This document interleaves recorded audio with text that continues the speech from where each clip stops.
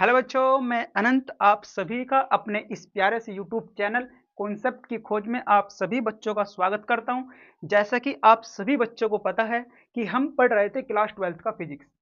क्या पढ़ रहे थे बच्चों? 12th क्लास का फिजिक्स हम पढ़ रहे थे, जिसमें हमने आपको पहला लेक्चर हमारा हो गया था। आज हमारा पास सेकंड लेक्चर है। कौन सा लेक्चर हमारा? सेकंड लेक्चर है, जिसमें हम बात करेंगे कुलाम्ब्स लॉ की। किसकी बात करेंगे? कुलाम्ब्स लॉ की बात करेंगे। देखो बच्चों, ये जो कुलाम्ब्स का नियम है, ये मोस्ट इंपोर्टेंट टॉपिक है बोर्ड एग्जाम के लिए। किसके लिए? बोर्ड एग्जाम के लिए मोस्ट इंपोर्टेंट टॉपिक रहेगा। ठीक है बच्चों, चलिए स्टार्ट करते हैं अपना टॉपिक। देखो बच्चों, कुलाम्ब्स नियम होता क्या है, ध्यान से समझना बच्चों। ठीक है, देखो, एक वैज्ञानिक थे हमारे पास कुलाम्ब्स, जिनका नाम था कुलाम्ब्स। ठीक है, वैज्ञानिक कौन थे? कुलाम्ब्स। उन्होंने ये बताया, अगर आप दो स्थिर आवेश लेते हो, क्या लेते हो? दो अगर आप स्थिर आवेश लेते हो, उस स्थिर आवेशों के बीच लगने वाला आकर्षण बल या प्रतिकर्षण बल, क्या लगने वाला आकर्षण बल या प्रतिकर्षण बल जो होता है, वो दोनों आवेशों के गुणनफल के तो अनुक्रमानुपाती होता है। पहली बात ये बताई। दूसरी बात ये कहा कि दोनों आवेशों की जो बीच की दूरी होती है, दोनों आवेशों की जो बीच की दूरी होती है, उसके उस दूरी के वर्ग के व्युत्क्रमानुपाती होता है। क्या होता है? उसके वर्ग के व्युत्क्रमानुपाती होता है। किसके वर्ग के? दूरी के वर्ग के व्युत्क्रमानुपाती होता है। किसने बताया? कुलाम्ब्स ने बताया। ठीक है बच्चों, यही नियम था हमारे पास, कुलाम्ब का नियम। देखो बच्चों, कुलाम्ब्स का नियम होता क्या है। ठीक है, देखो हमारे पास क्या थे? दो स्थिर आवेश थे। मान लेते हैं ये हमारे पास Q1 है। क्या है? Q1 है। और एक मान लेते हैं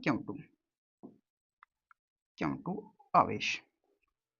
ठीक है बच्चों, ये Q1 आवेश है और ये Q2 आवेश है, और इन दोनों आवेशों के बीच की दूरी कितनी है? बीच की दूरी कितनी है? मान लेते हैं R है। ठीक है, मान लेते हैं R दूरी है, यहां से यहां तक। ठीक है बच्चों, यानी कि दो आवेश है Q1 और Q2, और जिनकी दोनों के बीच की दूरी कितनी है? R।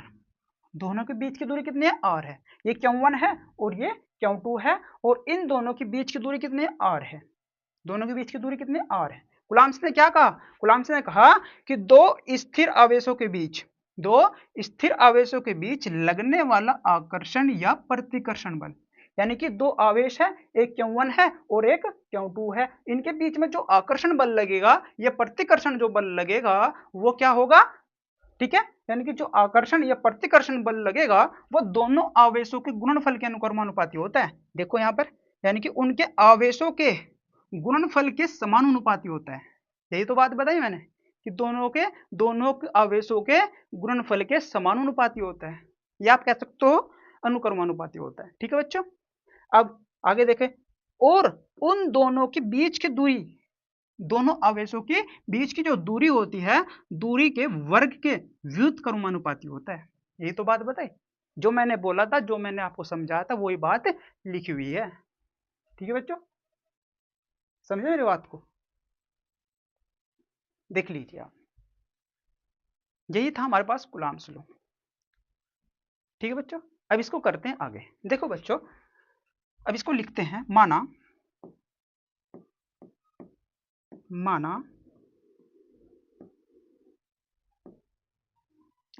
Q1 व Q2 आवेश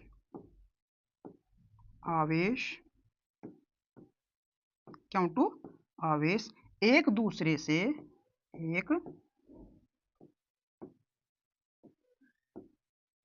एक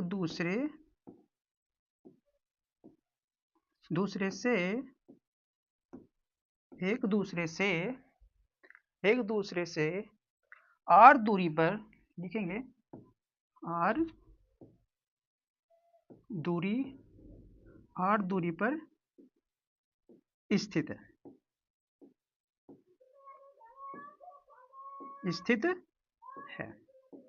ठीक है बच्चों, यानी कि दो आवेश है Q1 और Q2, और इन दोनों के बीच की दूरी कितनी है? R है। ठीक है, ये लिखना होगा। अब लिखेंगे कुलाम्ब के नियम के अनुसार।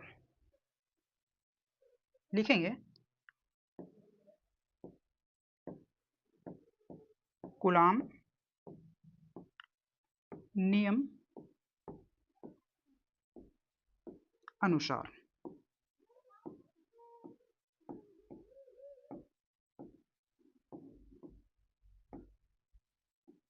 ठीक है बच्चों, कूलाम के नियम के अनुसार। देखो क्या कहा कूलाम्स ने। ठीक है बच्चों, देखिए कूलाम्स ने पहली बात क्या कही। कूलाम्स ने कही कि जो बल होता है, जो आकर्षण या प्रतिकर्षण जो बल होता है, ये जो बल है हमारे पास, ये अनुक्रमानुपाती होता है किसके, Q1 और Q2 आवेश के गुणनफल के अनुक्रमानुपाती होता है। यही तो बात बताई, यानी कि जो हमारे पास आकर्षण या प्रतिकर्षण बल होता है वो अनुक्रमानुपाती होता है दोनों आवेशों के गुणनफल के। दोनों आवेश कौन कौन से थे, Q1 गुणा Q2। इसको लिख लेते हैं समीकरण नंबर 1। ठीक है बच्चों, दूसरी बात क्या है गई, दूसरी बात बताई कि जो लगने वाला जो आकर्षण या प्रतिकर्षण बल होता है वो दोनों आवेशों की, जो दोनों आवेश है उनकी जो बीच की दूरी होती है r, उसके वर्ग के व्युत्क्रमानुपाती होता है, उसके वर्ग के व्युत्क्रमानुपाती होता है। ठीक है, इसको मान लेते हैं समीकरण नंबर 2। ये दो बात ही तो है जो कूलाम्स ने बताई। ठीक है, पहली बात तो ये बताई और दूसरी बात ये बताई। ठीक है बच्चों, ठीक है, अब लिखेंगे समीकरण समीकरण 1 व 2 से। ठीक है बच्चों, यहां तक कोई दिक्कत है तो बताइएगा। अब देखो f के बराबर ये भी है और f के बराबर ये भी है, क्यों ना हम इसको ऐसे लिख लें, f अनुक्रमानुपाती Q1 और ये Q2 अपॉन r स्क्वायर। भाई ये भी तो लिख सकते हैं इसको, बिल्कुल लिख सकते हैं। ठीक है, लिख सकते हैं नहीं लिख सकते बताइएगा आप, लिख सकते हैं, बिल्कुल लिख सकते हैं। अब ये जो अनुक्रमानुपाती का जो साइन है इसको जब हटाएंगे तो एक कांस्टेंट जुड़ेगा। क्या जुड़ेगा, एक कांस्टेंट जुड़ेगा। ठीक है भाई, जोड़ दीजिएगा f इज इक्वल टू, इसको हटाएंगे जब तो एक कांस्टेंट जुड़ेगा, वो होता है 1/4 pi epsilon not into k, और ये as it is Q1 Q2 upon r square. यही तो है भाई। ठीक है, इसको आप डब्बे में बंद कर लीजिए। यही है हमारे पास कूलाम्स का नियम। ठीक है बच्चों, यही है हमारे पास कूलाम्स का नियम। F is equal to 1/4 pi epsilon not के into Q1 Q2 upon r square. ठीक है, ये न्यूटन है जो उसकी यूनिट है। ठीक है, आ गए समझ में। ठीक है बच्चों, अब देखिए ध्यान से, अब इसमें क्या करते हैं, के की वैल्यू रखते हैं। क्या रखते हैं, के की वैल्यू रखते हैं। ठीक है बच्चों, के की वैल्यू रखते हैं इसके अंदर।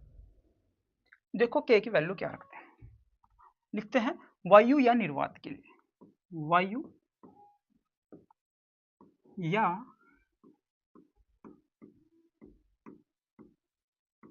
निर्वात के लिए, के लिए वायु निर्वात के लिए के की वैल्यू क्या होती है, के की वैल्यू होती है 1। के की वैल्यू क्या होती है, 1 होती है। तो के इज इक्वल टू क्या रख दोगे आप, 1 रख दोगे।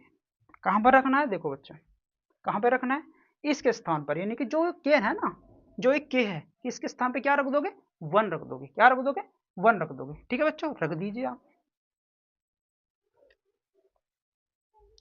तो क्या बनेगा, F is equal to 1/4 pi epsilon naught, जो के था उसके स्थान पर क्या रख दिया हमने, 1 रख दिया। ठीक है, into Q1 Q2 upon r square. ठीक है भाई, ये भी कह सकते हो आप। ठीक है बच्चों, ठीक है, ये था हमारे पास कूलाम्स का नियम भाई। ठीक है, लिख लीजिएगा, नोट कर लीजिएगा आप इसको। मोस्ट इंपोर्टेंट टॉपिक है भाई साहब बोर्ड एग्जाम के लिए, नोट कर लीजिएगा।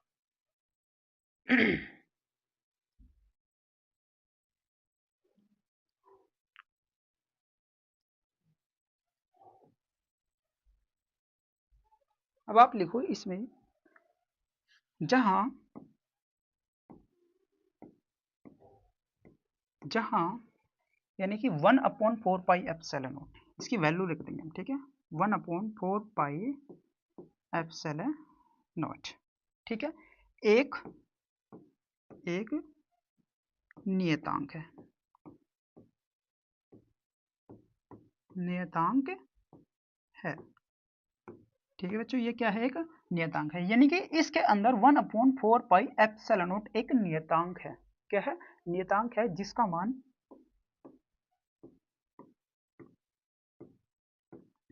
मान क्या होता है, जिसका मान लिखेंगे बच्चों, जिसका मान 9 गुना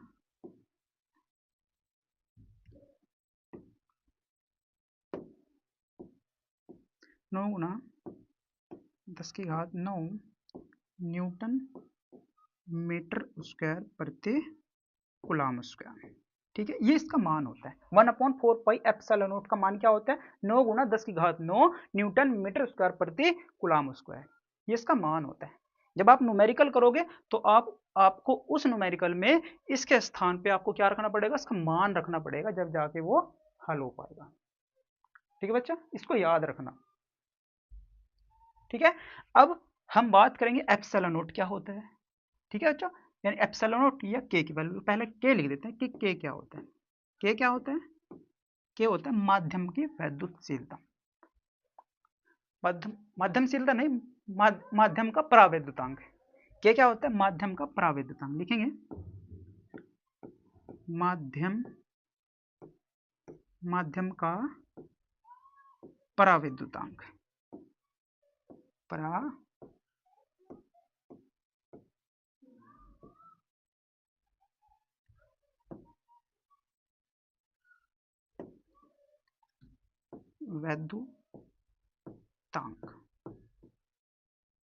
परावैद्युतांक, के क्या होता है, के होता है माध्यम का परावैद्युतांक, ठीक है बच्चों।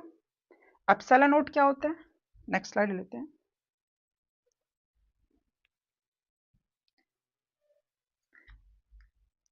एप्सिलॉन नॉट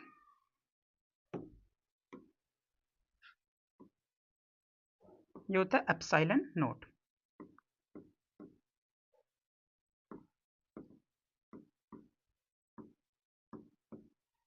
एप्सिलॉन नॉट ये होता है एप्सिलॉन नॉट, इसको क्या बोलते हैं, इसको क्या बोलते हैं बताइएगा, क्या बोलते हैं इसको, इसको बोलते हैं निर्वात की वैद्युतशीलता, निर्वात की वैद्युतशीलता,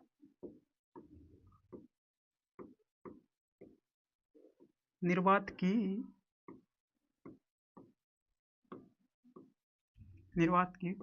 वैद्युतशीलता, इसको बोलते हैं निर्वात की वैद्युतशीलता, ठीक है बच्चों, जिसका मान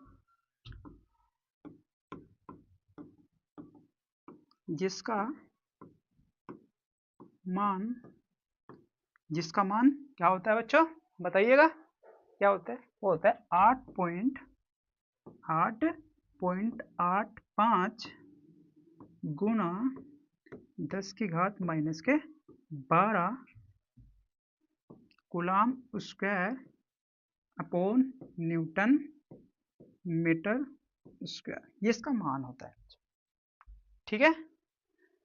अब बात करेंगे एप्सिलॉन, ये होता है हमारे पास एप्सिलॉन, देखो एप्सिलॉन नोट क्या होता है, जिसमें ये बीच में घुमाव सा होता है, ये होता है एप्सिलॉन नोट, जिसमें घुमाव नहीं होता उसको बोलते हैं एप्सिलॉन, इसको क्या बोलते हैं लिख देता हूँ,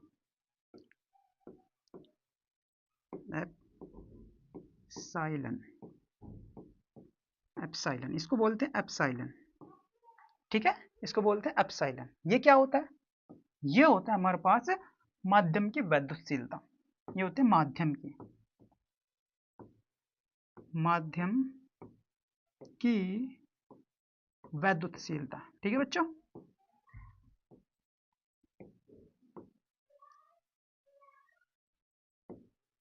शीलता,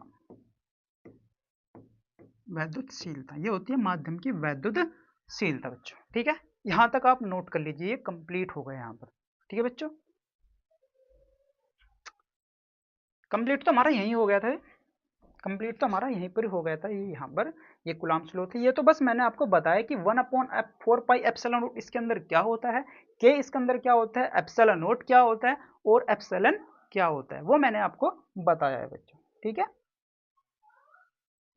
आप इसको नोट कर लीजिएगा, मोस्ट इंपोर्टेंट टॉपिक है बोर्ड एग्जाम के लिए भाई, बार बार बोल रहा हूं मैं, इसको कर लेना। अगर कोई दिक्कत हो तो आप कमेंट करके पूछ सकते हैं बच्चों। ठीक है,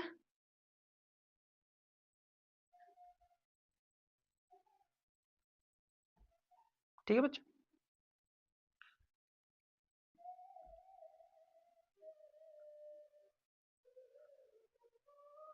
चलिए बच्चों, आज के लिए इतना ही रखते हैं, मिलते हैं नेक्स्ट क्लास में। ठीक है बच्चों, नेक्स्ट टॉपिक के साथ।